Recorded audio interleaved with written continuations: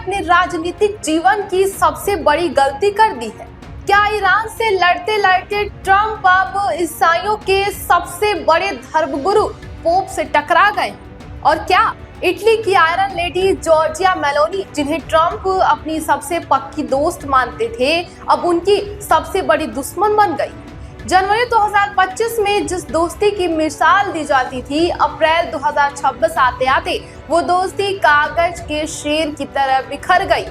आज बात सिर्फ ईरान की नहीं, आज बात धर्म, कूटनीति और दुनिया के सबसे शक्तिशाली लीडर के अहंकार की है। तो देखिए ये खास रिपोर्ट। इसकी शुरुआत हुई इटली के प्रमुख अखबार कोरियाले डेला सेरा को दिए ट्रंप के एक इंटरव्यू से। ट्रंप ने इटली की प्रधानमंत्री जॉर्जिया मेलोनी पर सीधा हमला बोला। उन्होंने आरोप लगाया कि इटली ईरान के खिलाफ अमेरिका का साथ देने से पीछे हट रहा है।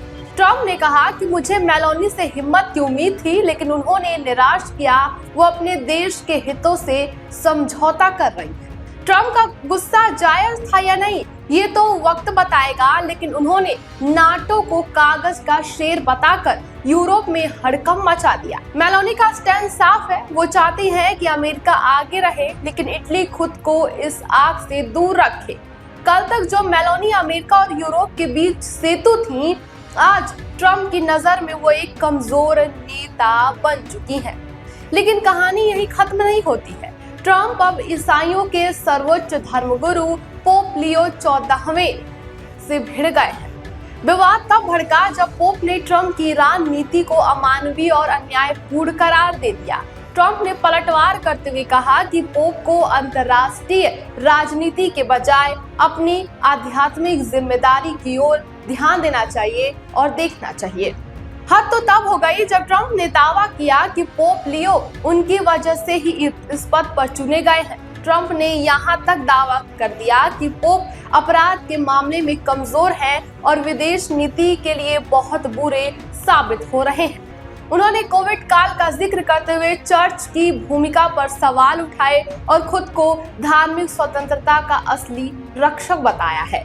मामला इतना बिगड़ा कि ट्रंप ने खुद के एक एआई फोटो डालकर अपनी तुलना ईसा मसीह से करने की कोशिश की है, जिसके बाद में भारी विरोध के चलते उस फोटो को हटाना पड़ा। इस आग में घी डालने का काम किया है ईरान ने। ईरान के राष्ट्रपति मसूद पजेशियान ने मौके का फायदा उठाते हुए पोप के अपमान की निंदा कर दी है। उन्होंने कहा कि यीशु शांति के पैगंबर है और उनकी तौहीन मंजूर नहीं है।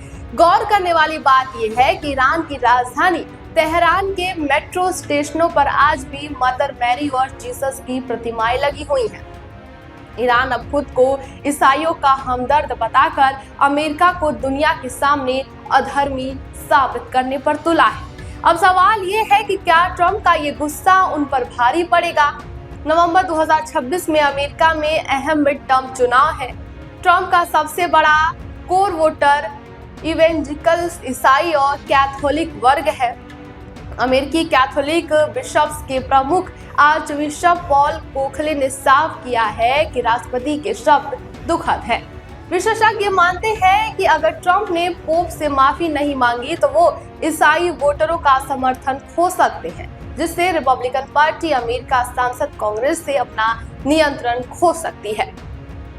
क्या एक युद्ध की जिद में ट्रंप अपनी सत्ता और अपनी साख दोनों पर दांव लगा चुके हैं? इस वक्त पूरे देश भर में, या फिर ये भी कह सकते हैं कि पूरे दुनिया भर में इसी बात की चर्चा हो रही है। फिलहाल इस खबर पर आपकी क्या राय है, हमें कमेंट बॉक्स में जरूर बताएं।